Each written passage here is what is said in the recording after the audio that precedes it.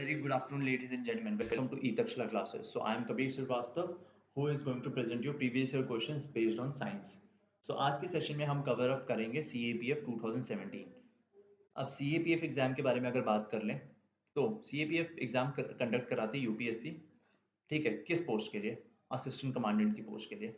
Assistant commandant आपका class ए gazetted officer है जो कि ITBP, CISF, right, SSB, not army वाला या एयरफोर्स वाला SSB, this is Seema Sashastra Seema Bal. Then BSF, border security force, and last year CRPF, central reserve police force. ठीक है, तो ये सारी की सारी सेंट्रल आर्म पुलिस फोर्स है हमारी. सो इनमें क्लास एक गेस्टेड ऑफिसर की पोस्ट के लिए UPSC एग्जाम कंडक्ट कराती है. तो CAPF एग्जाम की अगर बात करें तो पेपर 1, पेपर 2. देखिए, paper 1, 2 is like subjective and comprehensive exam. इसमें आपको लिखना होगा, ठीक है. रिटन बेस्ड एग्जामिनेशन है, ठीक है. और इसमें आपको ऐसे मिलेगा, आपको रिपोर्ट राइटिंग मिलेगी, प्रेसी राइटिंग मिलेगी, आर्गुमेंट मिलेगा, देन ग्रामर से रिलेटेड क्वेश्चंस होंगे. सो this is all about English plus this writing skills exam. Okay, तो ऑब्वियसली इसमें आपकी नॉलेज बहुत कॉम्प्रिहेंसिव होनी चाहिए. आपको पता होना चाहिए, जब आप आर्गुमेंट लिख रहे होंगे तो आपको किसी एक चीज के बारे में, किसी एक आइडियोलॉजी या किसी एक चीज को, टॉपिक जो चल रहा है, उसके 5 प्रोज और 5 कॉन्स पता होने चाहिए, राइट. सो एक बैलेंस पर्सन की बहुत जरूरत है, एक बैलेंस नॉलेज की बहुत जरूरत है इस एग्जामिनेशन में. पेपर 2 में, पेपर 1 की बात करते हैं जिस पे हमारा फोकस अभी रहेगा. तो पेपर 1 में 125 क्वेश्चंस है. इसमें आपको मिलेगा जीके, मैथ्स एंड रीजनिंग. देखिए, जीके एंड मैथ्स आपने तो CDS के लिए अगर कर लिया ना जीके मैथ्स अच्छे से, तो ये CAPF में तो आपके लिए ब्राउनी वाली बात है. The exam is going to be cake walk for you अगर अच्छे से किया है तो. प्लस रीजनिंग, अगर आपने जीके मैथ्स अच्छे से कर लिया, रीजनिंग तो बहुत ही आसान है. रीजनिंग में आपको बस टॉपिक्स पढ़ने हैं कि कौन कौन से आते हैं, तो बस उससे आपका जो मैटर है, मामला है, सॉर्टेड रहेगा, ठीक है. और as I told you earlier कि ये जो CDS का एग्जाम है और CAPF का एग्जाम पेपर 1 का सेम है, लेवल्स बिल्कुल सेम है. अब बात करें प्रीवियस ईयर क्वेश्चंस की, तो देखिए, आप अगर क्रिकेट मैच होता है तो क्रिकेट मैच का क्या होता है कि कोच कैसे प्रैक्टिस कराता है, प्लेयर्स कैसे प्रैक्टिस करते हैं, पहले वो पिच को एनालाइज करते हैं कि पिच कैसी है, ठीक है. तो वैसे ही हमारे एग्जाम में previous year question is like pitch, कि ये रही हमारी पिच, ठीक है, कि हम इस पे ये यहाँ पे इस टाइप के क्वेश्चंस या इस टाइप के बाउंसर आएंगे, इस टाइप की सीम होगी, ऐसी पिच है. तो आपको प्रीवियस क्वेश्चन ऐसे ही बताते हैं कि किस टाइप के क्वेश्चंस आएंगे. फिर उसके बाद आप अपनी प्रैक्टिस करते हो, कोच आपको उसी हिसाब से प्रैक्टिस कराएगा. आप ट्यूशन, कोचिंग या कहीं भी ऑनलाइन क्लासेस ले रहे हो तो आप उसी टाइप से प्रैक्टिस करोगे, ठीक है. खुद भी अपनी प्रैक्टिस करोगे आप एक एनालिसिस लेके. फिर आप जैसे कि विराट कोहली जाके परफॉर्म करते हैं, अच्छा वैसे ही आप एग्जाम में जाके बहुत बढ़िया परफॉर्म करोगे and you are going to be successful in this particular examination known as CAPF. Okay, so अब बात करते हैं फर्स्ट क्वेश्चन की, ठीक है. So which one of the following is the correct taxonomic hierarchy? So इसने पूछा है हायरार्की में, का मतलब होता है क्रोनोलॉजी, कि कौन सीनियर है, कौन जूनियर है, कौन किसके अंडर ज्यादा क्लासिफिकेशन है, किसके अंदर कम है. तो देखिए, किंगडम सबसे पहले आता है. किंगडम एक ब्रॉड क्लासिफिकेशन, उसके अंदर आता है phylum, then class, then order, then family, then genus, then species. Kingdom में आपने सुना होगा कि एनिमलिया किंगडम. फिर फाइलम में आपने एंथ्रोपोडा ये सब सुना होगा. क्लास में आपने सुना होगा वर्टिब्रेट्स, ये सब. फिर आपने स्पीशीज में सुना होगा, जैसे अपना हो गया एलिफेंट.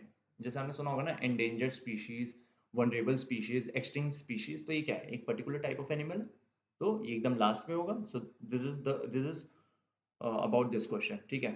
सो इस क्वेश्चन का आप कह लो कि बेस यही है. तो अभी आप डायग्राम में समझ सकते हैं कि किंगडम सबसे नीचे है. नीचे का मतलब ये नहीं कि सबसे लोअर क्लासिफिकेशन है, इसकी सबसे ब्रॉड क्लासिफिकेशन है. फिर फाइलम, फिर क्लास, फिर ऑर्डर, फिर फैमिली, फिर जीनस, फिर species. So this is all about this question. आगे बढ़ते हैं. The sub units of DNA are known as. देखिए, एनसीईआरटी बेस्ड क्वेश्चन है ये. और आपको ना, अब जैसे आप सेल्स पढ़ोगे तो सेल्स में ये नहीं कि डिवीजन पढ़ने लग गए, वो एमाफेज वगैरह, वो सब मेटाफेज, एमाफेज, वो सब पढ़ने की जरूरत नहीं है, वो कभी एग्जाम में नहीं आएगा. एक इसमें ना सुपरफिशियल नॉलेज, एक सरफेस नॉलेज होना बहुत जरूरी है. कि अगर आपने डीएनए पढ़ा तो उसकी टाइप एटलीस्ट पढ़ के जाओ, कि डीएनए एक यूनिट है तो उसकी सब यूनिट्स क्या हो सकती है, ठीक है. तो एक फेयर आइडिया आपको हो जाएगा, ठीक है. और एग्जाम में आप मोस्टली क्वेश्चंस अटेम्प्ट कर लोगे. तो अगर इस क्वेश्चन की बात करें तो इस क्वेश्चन का करेक्ट आंसर है न्यूक्लियोटाइड, ठीक है. Nucleotides are the subunits of DNA. These four nucleotides are adenine, cytosine, guanine, and thymine. Each of the four bases has three components. For एक है phosphate group, एक deoxyribose sugar है, एक nitrogen containing base है. ठीक है, तो ये आप डायग्राम में भी चेक कर सकते हो राइट हैंड साइड पे. यहाँ पे इस डायग्राम में भी यही चीज दी हुई है कि एक फॉस्फेट लगा है, एक बेस है, ठीक है, और एक पायरेमाइडिन. ये क्या होता है, एक नाइट्रोजन बेस्ड कंपाउंड है, organic, and then this sugar, एक शुगर अटैच है इस बेस के साथ. तो इस क्वेश्चन के बारे में इतना ही है. आगे बढ़ते हैं. The process of using microbes to treat areas of land or sea that have been contaminated by pesticides, oil or solvents is known as. Basically, जब कोई लैंड और सी का पार्ट पोल्यूटेड है, कंटेमिनेटेड है, गंदा हो चुका है, तो उसे माइक्रोब से जब ट्रीट करेंगे तो उस प्रोसेस को क्या बोलते हैं? देखिए, मॉडिफिकेशन हो नहीं सकता, नाइट्रिफिकेशन हो नहीं सकता, ये तो अलग ही चीज़ है. यूट्रिफिकेशन भी अलग होता है कि मेटल्स के पानी में मिक्स हो जाना या ग्राउंड वाटर में मिक्स हो जाना, दैट इज यूट्रिफिकेशन. ये तो सारी तीनों चीज़ें अलग होंगी. आपके सामने बना बायो रेमेडिएशन. वैसे भी अगर आप इस वर्ड को ब्रेक करोगे ना, अगर आपने सपोज नहीं पढ़ा, तो आप थोड़ा एग्जाम में कभी भी ना क्लोज माइंडसेट के साथ नहीं जाना. हमेशा अपना माइंड खुला रखना और अलर्ट रखना है कि इन केस इस क्वेश्चन में अगर मैं होता, अगर मैंने नहीं पढ़ा होता, तो मैं इस वर्ड को ना ब्रेक कर लेता कि बायो है, रेमेडी है. रेमेडी का मतलब होता है इलाज करना. बायो का मतलब लिविंग बीइंग, यानी लिविंग बीइंग इलाज कर रहे हैं. तो इसमें भी तो यही चीज़ है कि microbes are living beings and इलाज को और ये क्या बोलते हैं, साफ सफाई कर रहे हैं, ट्रीटमेंट कर रहे हैं. यहाँ पे बेसिकली राइट वर्ड होगा, ट्रीट कर रहे हैं. तो रेमेडी यानी इलाज करना, तो बायो रेमेडिएशन है, bio remedification is the correct answer.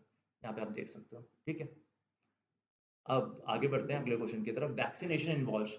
अब ये तो कोविड-19 जब से आया तो सबको पता है कि वैक्सीन का काम क्या है. वैक्सीन का काम पेशेंट का इलाज नहीं करना है, जो कि हमारा डी ऑप्शन है, to use of antibiotics to cure diseases. तो जब डिजीज हो गया तो उसके बाद वैक्सीनेशन का कुछ काम नहीं है. वैक्सीनेशन का काम क्या है कि डिजीज होने से पहले उसे ब्लॉक करना है, प्रिवेंट करना होने से. ठीक है, तो अब आप इस स्टेटमेंट को जरा इंग्लिश में कन्वर्ट कर लो तो आपको ऑप्शन अपने सामने दिख जाएगा. तो इसमें क्या है, वैक्सीन को हम इंजेक्ट करते हैं, ठीक है, जो कि हमारे अंदर क्या बनाता है, वैक्सीन क्या बनाता है, एंटीबॉडीज बनाता है, जिससे हमारी बॉडी लड़ सके. तो यही तो है A option, injecting the body with materials that stimulates the body to produce antibodies. ठीक है, सो एंटीजन तो अलग ही हो गया, तो एंटीबॉडीज ये करेक्ट आंसर है. ये आप यहाँ पे इस डायग्राम में भी देख सकते हो.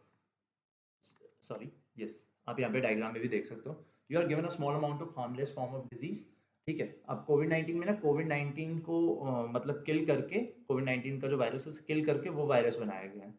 ठीक है, कि आपकी बॉडी को एक अलर्ट मिल जाए कि yes, now we have to produce the antibodies. अब जब एंटीबॉडीज प्रोड्यूस हो जाएंगी, फिर जब वायरस आपको एक्चुअल में अटैक करेगा, तब आपकी बॉडी जो है इम्यून हो रखी है. सो इस प्रोसेस को एक सिंपलर वर्ड में आपके सामने मैंने यहाँ पे पेश किया है या प्रेजेंट किया है. ठीक है, तो आप देख सकते हैं इस पिक्चर को. तो अब आगे बढ़ते हैं. Which of the following are examples of carnivorous plants. Carnivorous plants या एनिमल्स क्या होते हैं, जो दूसरों एनिमल्स को खाते हैं, या दूसरे प्लांट्स को सॉरी, प्लांट्स तो नहीं, दूसरे एनिमल्स को खाते हैं. फ्लाई हो गया, मतलब ये फ्लाई हो गया, या बीज हो गई, या फिर जैसे शेर हिरण को खाते हैं, तो they are all carnivorous animals. अब कार्निवोरस प्लांट्स की बात की गई है, क्योंकि एनिमल्स तो आपको मोरलेस पता ही होंगे. अब प्लांट्स की बात की कि, तो जब आप प्लांट किंगडम पढ़ोगे ना, तो उसमें कार्निवोरस प्लांट्स बताया गया है. कार्निवोरस प्लांट्स के एग्जाम्पल पूछे गए हैं. अब ये कुछ भी हो सकते हैं. तो जब आप, यही मैंने कहा था कि जब आप पढ़ो, जैसे आपने प्लांट्स पढ़ा, तो प्लांट्स की कुछ क्लासिफिकेशन होंगी, तो उसमें कार्निवोरस प्लांट्स आएगा. उसमें आपको ये चीजें याद करना जरूरी है कि उसके एग्जाम्पल क्या है. तो इसमें sundew, Venus fly trap and pitcher plant. ठीक है, ये करेक्ट आंसर है. तो इसकी एक्सप्लेनेशन कुछ नहीं हो सकती, बट ये एग्जाम्पल बेस्ड क्वेश्चन है. ठीक है, तो आंसर ए था यहाँ पे. अब ये बहुत ही डायरेक्ट क्वेश्चन पूछा गया. A change of state directly from solid to gas without changing into liquid state is called. Solid से गैस में जा रहा है सीधा, लिक्विड स्टेट नहीं आ रहा, तो sublimation is the correct answer. आप यहाँ डायग्राम में भी देख सकते हो कि जब सॉलिड से गैस में गया तो सब्लिमेशन हुआ, गैस से सॉलिड में आया, तो डिपोजिशन होता है. सॉलिड से लिक्विड में जाता है तो क्या होता है, मेल्टिंग. आप आइस को पानी बना देते हो, क्या हम आप बोलते हो ना बर्फ पिघल गई. और जब आप पानी को आइस बना देते हो तो क्या होता है, फ्रीज करना. जब भी फ्रीजर में डालते हो आप वो क्यूब बॉक्सेस में. देन लिक्विड से गैस क्या होता है, कंडेंस. ठीक है, oh sorry, gas to liquid क्या होता है? कंडेंस, एंड लिक्विड जब गैस में जाता है तो क्या बोलता है? इवेपोरेशन, जैसे लेक्स में होता है, ठीक है, गर्मियों के टाइम में। सो ये सिंपल प्रोसेस है, ठीक है। तो रियल लाइफ से भी एग्जांपल रिलेट करके दिखा दिए। तो आई होप आपको ये क्वेश्चन समझ आया होगा। अब नेक्स्ट क्वेश्चन की तरफ बढ़ते हैं। Water is 273 K is less effective in cooling than ice at the same temperature. It is because, थोड़ा सा ट्रिकी क्वेश्चन है, बट अगर अंडरस्टैंडिंग है तो हो जाएगा। देखिए, अगर आपने लेटेंट हीट का कॉन्सेप्ट पढ़ा है, तो आइस ना ज़्यादा एनर्जी अब्जॉर्ब करती है बेसिकली, ठीक है, ज़्यादा एनर्जी एब्जॉर्ब करती है। अब कोई मान के चलो, मैं किसी चीज़ से ज़्यादा एनर्जी अब्जॉर्ब करूँ तो उसके पास कम एनर्जी होगी, तो उसका टेम्परेचर डाउन हो जाएगा। तो आइस के केस में भी क्या होता है, वो लेटेंट एनर्जी और थर्मल एनर्जी दोनों को एब्जॉर्ब करती है। तो जब वो एब्जॉर्ब करती है तो आपने आसपास की सराउंडिंग को ठंडा कर देगी। सो यही कॉन्सेप्ट है। तो इसमें क्या लिखा है? Water at 273 K has more energy than ice at the same temperature. अब इसकी एक्सप्लेनेशन, इस सेंटेंस का इंटरप्रिटेशन, ये इसलिए क्योंकि ये जो स्टेटमेंट है काफी ट्रिकी है। अब ये देखना, to achieve the room temperature the ice at 273 K will absorb latent heat as well as thermal energy, जो कि मैंने बताया था। water at temperature of 273 would just absorb heat energy to achieve room temperature, thus water at 273 K will absorb less environmental heat energy at 273 K, therefore ice at 273 K more effective in cooling than water at the same temperature. तो ये logic था इसके पीछे। अब आगे बढ़ते हैं। which one of the following statements is not correct? तो गाइस, इसमें इवेपोरेशन के बारे में बात की गई है। तो इवेपोरेशन के बारे में अगर जब बात की गई है, तो इवेपोरेशन टेम्परेचर पे भी तो डिपेंड करता है। अब आपके घर के आसपास कोई लेक होगी या पानी का कोई भी सोर्स होगा, तो आप देखना जब गर्मी ज़्यादा पड़ती है तो इवेपोरेशन जल्दी होता है, सूखती वो जल्दी है, ठीक है। सो यही केस है, टेम्परेचर पे डिपेंड करेगा। ह्यूमिडिटी बिल्कुल डिपेंड करता है ह्यूमिडिटी पे, ठीक है। कपड़े आप गर्मियों में ह्यूमिडिटी में, बारिश में नहीं सूख पाते, इवेपोरेशन कम हो जाती है बिकॉज ऑफ द ह्यूमिडिटी, ठीक है। तो ये भी स्टेटमेंट करेक्ट है। अब आ जाते हैं डी ऑप्शन पे, the rate of evaporation depends on the wind speed. देखिए, विंड स्पीड, जब विंड बहुत तेज चल रही होती है ना, इवेपोरेशन क्या है? एक सरफेस फिनोमेना है। तो विंड जब ज्यादा चलेगी तो वो जल्दी बहा के लेके जाएगी पानी को, ठीक है, और आपका उतनी जल्दी इवेपोरेट होगा, ठीक है। तो यही ये भी ठीक हुआ कि रेट ऑफ इवेपोरेशन डिपेंड करता है विंड स्पीड पे। अब बी ऑप्शन की बात कर लेते हैं, the rate of evaporation does not depend on the surface area expose to the atmosphere but on the volume of the liquid. देखिए, बिल्कुल गलत है, क्योंकि इसने बोला है कि सरफेस एरिया पे डिपेंड नहीं करता। जब सरफेस फिनोमेना है तो सरफेस एरिया पे तो डिपेंड करेगा ही करेगा, क्योंकि क्या बोलते हैं, जितना ज़्यादा वो होगा, उसका सरफेस होगा, उतनी जल्दी पानी जाएगा ऊपर, ठीक है। तो यही है इवेपोरेशन। जैसे आप क्या वो करते हो अपना, जब आप पानी रख देते हो तो वो ठंडा कैसे होता है? क्योंकि आपने अगर बड़ा वो मटका रखा है तो वो जल्दी ठंडा हो जाएगा, ठीक है। सो ये कॉन्सेप्ट होता है उसके पीछे। तो आंसर बी, उसने बोला था कि नहीं डिपेंड करता। विच one of the following is not a colloid? So colloid एक हेट्रोजेनस मिक्सचर होता है। सो मिल्क हेट्रोजेनस है, मड भी हेट्रोजेनस है, बटर भी हेट्रोजेनस है।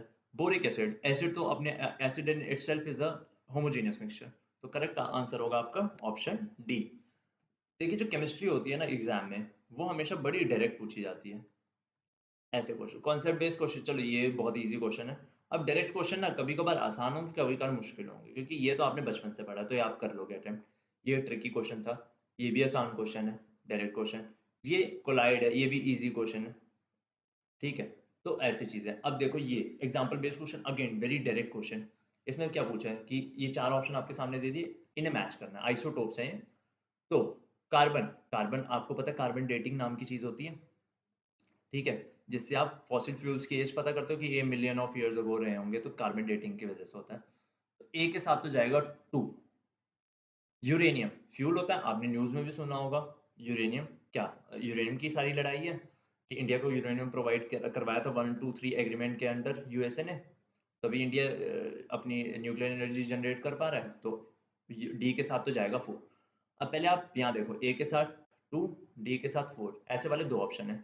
यानी अब बात रही बी और सी में, तो आपने पढ़ा होगा बायोलॉजी में या न्यूट्रिशन एंड ह्यूमन, तो उसमें आपने एक चीज देखी होगी कि deficiency of iodine cause goitre disease, ठीक है। तो आयोडीन की जरूरत है, तभी ट्रीटमेंट होगा गोइटर का, तो सी के साथ जाएगा वन, ठीक है। और फिर बी के साथ कोबाल्ट का हम ट्रीटमेंट ऑफ कैंसर, कैंसर के लिए, कैंसर की ट्रीटमेंट के लिए यूज करते हैं। तो करेक्ट ऑप्शन होगा आपका ए ऑप्शन, ठीक है, क्योंकि बी के साथ गया 3, बाकी ए और डी में तो हम पहले ही शुरू में ही क्लियर थे। आगे बढ़ते हैं। विच one of the following statements is not correct. अब ये थोड़ा सा अगेन डायरेक्ट क्वेश्चन है, बट अब ये टफ है, क्योंकि अगर पढ़ा होगा, ठीक है, तब तो आ जाएगा ब्लीचिंग पाउडर के बारे में। इनऑर्गेनिक है, वैसे भी इनऑर्गेनिक में ना आपको यूजेस और एग्जाम्पल बेस्ड क्वेश्चन पे ज़्यादा फोकस रखना है। आपको ये बड़े बड़े रिएक्शन नहीं पढ़ने, आपको सिर्फ एग्जाम्पल बेस्ड क्वेश्चन पे देखना है। या फिर आप प्रीवियस ईयर क्वेश्चन भी कर लोगे ना डिफरेंट एग्जाम के, तो आप सॉर्टेड रहोगे, टू बी वेरी ऑनेस्ट। अब आगे बात करते हैं इस क्वेश्चन की। तो इस क्वेश्चन का सही आंसर होगा बी ऑप्शन, क्योंकि देखो सारी चीज़ें सही है, ठीक है। जो गलत है वो है bleaching powder act as a oxidizing agent. ये इस बार के सीडीएस एग्जाम में पूछा गया था कि ब्लीचिंग पाउडर क्या है, ऑक्सीडाइजिंग एजेंट है, रिड्यूसिंग, ऐसा कुछ करके क्वेश्चन था। तो देखो एक क्वेश्चन का सब पार्ट रिपीट हो गया वहां पे, ठीक है। तो bleaching powder act as a reducing agent in many industries, ठीक है। तो ऑक्सीडाइजिंग एजेंट अगर यहाँ पे होता तो ये करेक्ट होती स्टेटमेंट, लेकिन यहाँ पे रिड्यूसिंग है तो नॉट करेक्ट स्टेटमेंट, जो कि हमारे क्वेश्चन में पूछा गया था। तो करेक्ट आंसर होगा बी। अब आगे बढ़ते हैं। विच one of the following is not correct. तो इसमें देखो ग्रेफाइट हैज नॉन मेटल है, कार्बन कैलोट्रॉप भी है, इलेक्ट्रिसिटी भी कंडक्ट करता है, यानी 3 तो हो गए, एलिमिनेट कर दो तो डी ऑप्शन है। वैसे भी graphite has a hexagonal structure, ठीक है। तो D option is the correct answer, जो कि एक नॉट करेक्ट स्टेटमेंट थी, जो कि हमसे क्वेश्चन में पूछी भी गई है। अब आगे बढ़ते हैं। Consider the following physical quantities: energy, power, pressure, impulse, temperature, gravitation, potential. Which one of the following is are the vector quantity या quantities? तो वेक्टर क्वांटिटी कौन सी होगी? एनर्जी स्केलर है, पावर स्केलर है, प्रेशर स्केलर है। कुछ बच्चों ने यहाँ पे टिक मारा होगा इम्पल्स और प्रेशर दोनों का, लेकिन नहीं, प्रेशर आपका स्केलर है। स्ट्रेस वेक्टर होता है, इम्पल्स वेक्टर है, टेम्परेचर स्केलर है, gravitation potential again scalar quantity है। तो वैसे भी अगर आप इम्पल्स और ग्रेविटेशन पोटेंशियल में कंफ्यूज हो जाते हो तो कहीं भी ऑप्शन आपको एग्जाम में दिख रहा है ऐसा क्वेश्चन में? नहीं, तो impulse only is the correct answer. आगे बढ़ते हैं। A piece of stone tied to string is made to revolve in a circular orbit of radius R, मतलब एक तरह से यूनिफॉर्म सर्कुलर मोशन हो रहा है। ये आपने स्टोन टाई किया हुआ और ये घूम रहा है ऐसे। सपोज ये टूट गया, ठीक है, इसमें लिखा है the string breaks the stone will, तो क्या होगा ये? इसकी डायरेक्शन क्या थी? टेंजेंट के अलॉन्ग है, तो ये टेंजेंट के अलॉन्ग ही चला जाएगा, ठीक है। कभी भी आप ऐसे वैसे मतलब घर के पास ही हरकत मत करना, ठीक है, because it could be very dangerous for someone else. So आप वैसे कभी छोटी सी चीज अपने हाथ में ऐसे घुमा के देख लेना, ठीक है, अपने रूम में।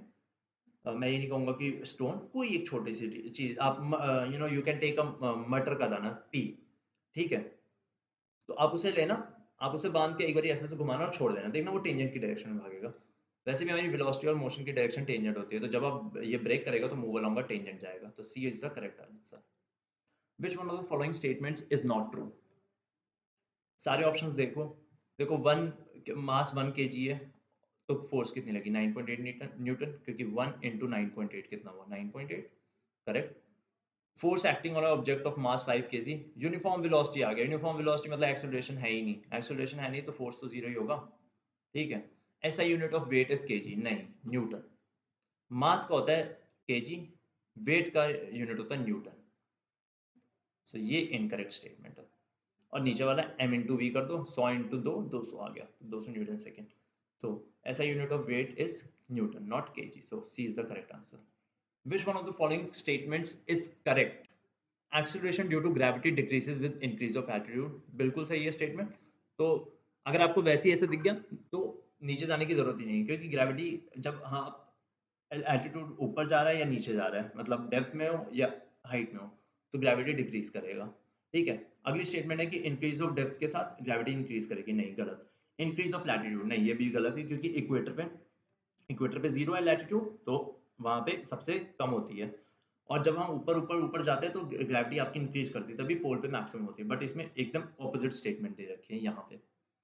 Acceleration due to gravity is independent of the mass of the earth, बिल्कुल गलत स्टेटमेंट है। मास ऑफ द ऑब्जेक्ट, क्योंकि उसके फॉर्मूले में होता है जी एम ई, सॉरी ये वाला G M E R E square, ये फॉर्मूला होता है। तो मास ऑफ अर्थ पे तो डिपेंड करेगा, तो सिर्फ ए statement is the correct statement. Okay, आगे बढ़ते हैं। Barometer kept in an elevator reads 760 mm when the elevator is at rest. When the elevator moves in the upward direction with the increasing speed, the reading of the barometer will be. Formula rho G H, ठीक है। अभी आप ना इसे mind में visualise करने लगोगे, लेकिन अगर आपने फॉर्मूला पढ़ा है ना, तो जो जिस बंदे ने फॉर्मूला पढ़ा होगा वो सीधा लगेगा रो, जी की वैल्यू ऊपर जाते क्या आ जाते हैं, जी प्लस समथिंग, ए लगा लो जिस एक्सेलरेशन से वो ऊपर जा रहा है। लिफ्ट के केसेस मैंने कराए हुए हैं, ठीक है। तो जी प्लस ए हो जाएगा तो क्या हुआ, बैरोमीटर की रीडिंग ऊपर ही आएगी, तो ग्रेटर देन 760 आएगी, क्योंकि नॉर्मल में तो 760 दे रहा है, तो ग्रेटर इसमें तो बढ़ गई इसकी वैल्यू, तो 760 से बड़ा आएगा, ठीक है। So answer is C. Which one of the following statements is not correct? Earth magnetic field is due to the motion of metals like iron and nickel in the core of earth, बिल्कुल सही statement है। The magnetic field lines of force are widely separated near the poles of a magnet, but these lines come closer to one another at other places. Okay, ये गलत statement है। आपने देखा होगा अगर नॉर्थ और साउथ पोल है ना, तो यहाँ पे ना काफी ज्यादा आपको डेंसिटी दिखेगी ऐसे ऐसे, फिर ये खुल जाते हैं आगे जाके, तो ये स्टेटमेंट तो गलत हुई। तो वैसे आप बी ऑप्शन टिक कर सकते हो। आगे के ऑप्शंस को डिस्कस करते हैं। If the cross sectional area of a magnetic field increases but the flux remains the same, the flux density decreases. नहीं, सपोज ये कोई क्रॉस सेक्शनल एरिया, इसके थ्रू आपने मैग्नेटिक फील्ड छोड़ा, अभी आपका फ्लक्स सेम है, अब आपने क्रॉस सेक्शनल एरिया ना बढ़ा दिया, इतना कर दिया, तो आपको ऑब्वियसली फ्लक्स डेंसिटी तो डिक्रीज कर जाएगा, क्योंकि इन्वर्सली प्रोपोर्शनल होता है। तो इसने क्या बोला, इसने पूछा है नॉट करेक्ट स्टेटमेंट, तो ये तो करेक्ट स्टेटमेंट हुई, C option. When the speed of the conductor moving through a magnetic field is increased, the induced voltage increases, बिल्कुल करेक्ट स्टेटमेंट है, क्योंकि स्पीड आप बढ़ाओगे तो उतना तेज फास्ट मोशन होगा, उतनी ज्यादा उसकी वोल्टेज बढ़ जाएगी, राइट। अब आगे बढ़ते हैं। लास्ट क्वेश्चन है हमारे सेशन का। Let a resistor having 4 ohm resistance be connected across the terminals of a 12 volt battery. ये तो बहुत easy, V is equal to I R लगाओ, खत्म करो इस क्वेश्चन को। V क्या है, 12, ठीक है। आपको I निकालना है, चार्ज इन कूलम पूछा है, तो दैट इज आपका charge in coulomb per second, तो वो इलेक्ट्रिसिटी आपका आई होता है, जिसकी यूनिट होती है आपकी एम्पेयर। तो रेजिस्टेंस कितना है, 4, तो आई की वैल्यू क्या आ जाएगी, 3। करेक्ट आंसर होगा 3, सी ऑप्शन, ठीक है। सो आपने क्या एनालाइज किया कि क्वेश्चन का लेवल एकदम बेसिक है, सिर्फ आपको बेसिक नॉलेज भी हो ना साइंस की, समझ, basic understanding and basic knowledge will do the needing is very much sufficient for this exam, ठीक है। तो ये चीज होनी चाहिए, बेसिक अंडरस्टैंडिंग। अब इन क्वेश्चंस को देख लो, ये V is equal to I R पता होना चाहिए। ये अगर आपने वो पढ़ा होगा, ये अपना north south pole magnetic field पढ़ा होगा, तो आपको ये क्लियर हो जाएगा। कुछ क्वेश्चन में तो आपको सिर्फ जैसे ऑप्शंस देखा तो वो तो टिक मारने हैं, ये नहीं कि सारे ऑप्शंस को एक्सप्लोर करने लगना है। अब जैसे इस क्वेश्चन में था, एक क्वेश्चन था जहां आपको पता है कि ये वाली स्टेटमेंट करेक्ट है, acceleration due to gravity decreases with increase of altitude, तो सीधा टिक मारो और आगे बढ़ो, don't waste your time, otherwise you will get confused, ठीक है। यू विल गेट कंफ्यूज्ड, क्योंकि ये देखो assuming out to be sphere of uniform density, आप यहाँ पे कंफ्यूज हो जाओगे कि अरे ये क्या आ गया। सो ये नहीं करना, जहां आपको स्टेटमेंट देखिए एकदम करेक्ट है, टिक मारो, खत्म करो। सो this is the right approach, क्योंकि वहां पे श्योरिटी है, and surety is the best weapon in this type of examination, ठीक है। सो मेरी तरफ से इतना ही है कि अपना जो नॉलेज है बेसिक रखो, सब इतना रखो कि आपकी अंडरस्टैंडिंग अच्छी हो, कमांड अच्छा हो इन सब्जेक्ट्स पे, ठीक है। तो अभी के लिए इतना ही। So please like this video and do mention any improvement to be done from our side in the comment box. Subscribe our channel, that is E Takshila classes, and share out this video with your friends. So we will be coming with these kind of videos on daily basis, so stay tuned. Thank you, goodbye for now.